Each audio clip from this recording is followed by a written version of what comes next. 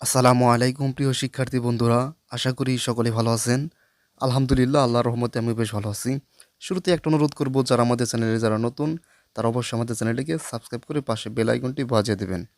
কারণ এরকম কিন্তু বিশ্ববিদ্যালয় রিলেটেড আরও ভিডিও আসবে। আর কী ধরনের ভিডিও দেখতে চান তাই কিন্তু আপনারা কমেন্টে জানাতে পারেন। তো আজকে ভিডিও বানাবো আসলে রাজশাহী বিশ্ববিদ্যালয়ের সাবজেক্ট চয়েস নিয়ে।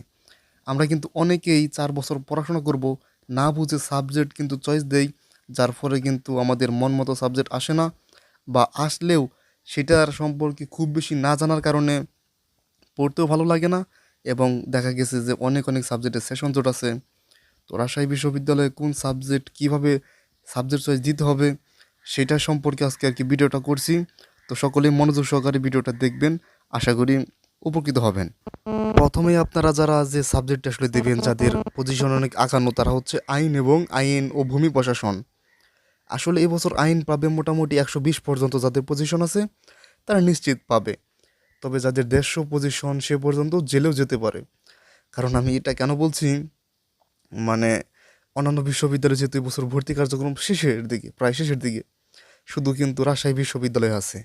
তাছাড়া কিন্তু জাহাঙ্গীরনগর, ঢাকা, চট্টগ্রাম সবগুলো কিন্তু শেষ। তো সেই জন্য আর কি 120 বা 30 এরকম আর কি যাবে।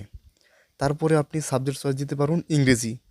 যদিও ইংরেজির জন্য আলাদা রিটেন হয়েছে, তারপরেও কিন্তু যখন সাবজেক্ট চয়েস দিতে হবে তখন কিন্তু মানে একসাথে দিবে। এমন না যে শুধু যারা ইংরেজিতে পরীক্ষা দিয়েছে তারা শুধু ইংরেজি দিবে, তা কিন্তু না। সাবজেক্ট চয়েসের সময় কিন্তু সবগুলো কিন্তু সিরিয়াল বাই দিবে। সেই জন্য কিন্তু যারা ইংরেজি আছে, মানে ইংরেজিতে আর কি চান্স পেয়েছেন, তারা ইংরেজি দিতে পারুন আইনের পরেই।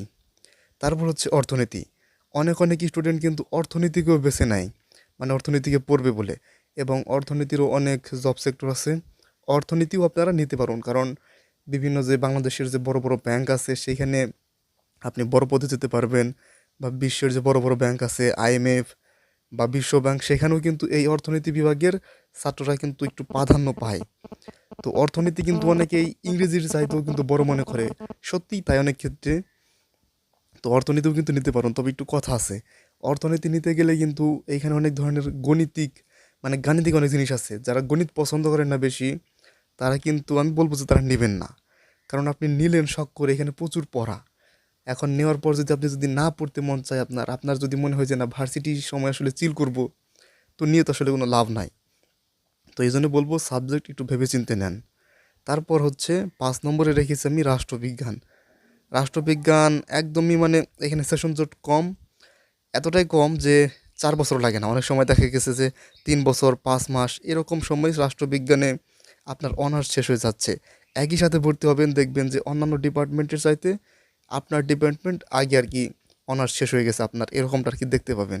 তো রাষ্ট্রবিজ্ঞানটা অবশ্যই নিতে পারুন, এবং অনেক ভালো একটা সাবজেক্ট, অনেক ভালো একটা সাবজেক্ট। এবং বিশ্ববিদ্যালয়ে আপনি এই সাবজেক্ট পড়ার পাশাপাশি দিয়ে টিউশনি করতে পারবেন বা বিভিন্ন কিছু করতে পারবেন, মানে সময় পাবেন আর কি।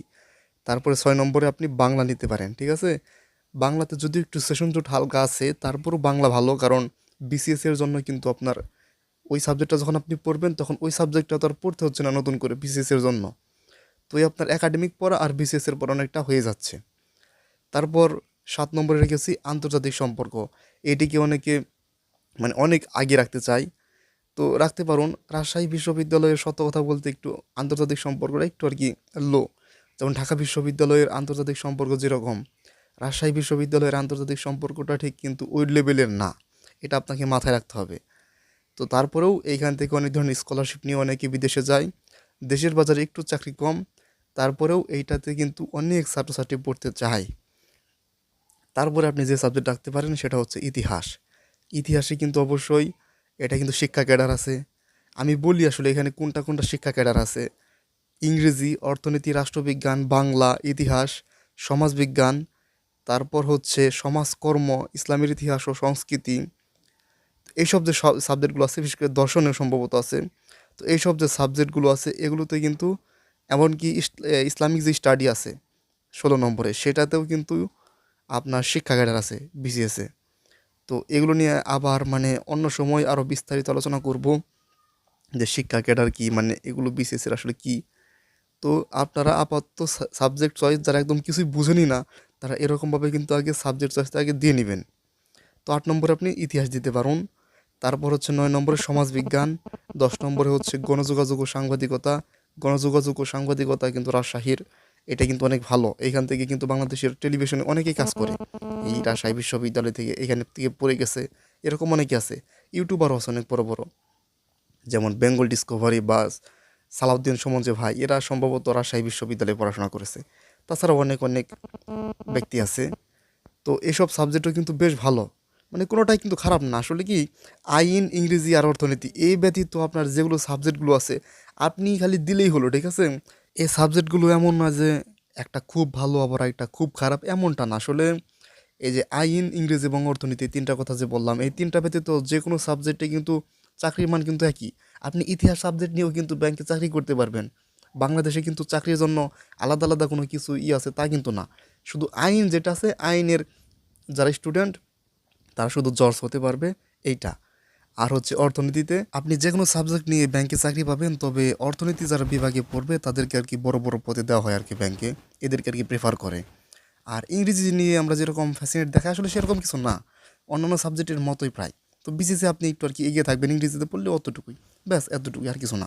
এটা আসলে সত্য কথা। আপনাকে সাবজেক্ট নিয়ে অনেকে অনেক কিছু বলবে, অনেক ধরনের দেখাবে, এগুলো আসলে কিছুই না, ঠিক আছে? এগুলো মানে কিছুই না আসলে, সত্য কথা। যে কোনো সাবজেক্ট আপনি ভালো করে পড়লে আপনি ভালো কিছু হতে পারবেন। তারপরে 11 নম্বর রেখেছি আমি লোক প্রশাসন, 12 নম্বরে সমাজকর্ম, 13 নম্বরে ইসলামের ইতিহাস ও সংস্কৃতি, 14তে দর্শন। দর্শন বলতে আপনারা যে যুক্তিবিদ্যা যে সাবজেক্টটা পড়ছেন এটার আর কি অনেকটা এরকম, এই দর্শন সাবজেক্টটা। 15তে রেখেছি নৃবিজ্ঞান।